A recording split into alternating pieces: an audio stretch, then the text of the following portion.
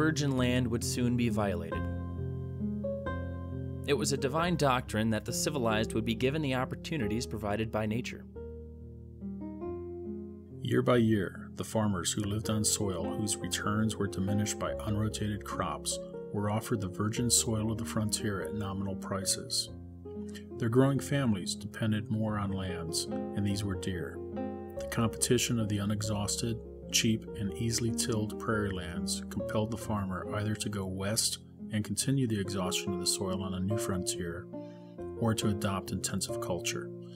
Thus, the demand for land and the love of wilderness freedom drew the frontier ever onward. What was not considered in the equation thus far was the expense of maintaining the land. Larger equipment and more hands would be necessary to prepare, plant, and cultivate the fields. But hidden deep for tens of thousands of years in the vastness of the plains was its character. Farmers of the East were aware of the climate pattern of their original land. Rains were common along the colonial East. If the rains stopped, farmers simply did what previous generations did to save their dwindling crops. Till the soil to bring moisture-laden soil to the top, without the fear of it drying before the next rain. In the new landscape, farmers practiced what they knew would work during dry periods. But the rain seldom came in time. They were unaware of the unpredictability of the skies.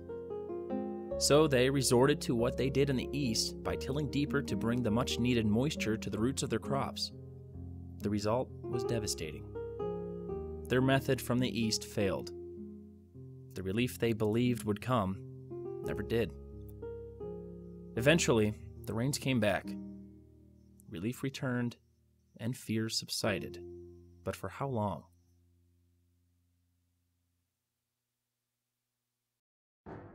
At the turn of the century, the economy prospered.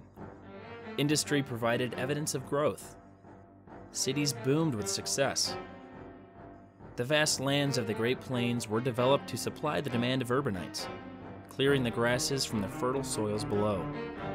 The Great War further demanded wheat and other crops to support military campaigns of the British, the French, and eventually Americans battling the Germans on the Western Front.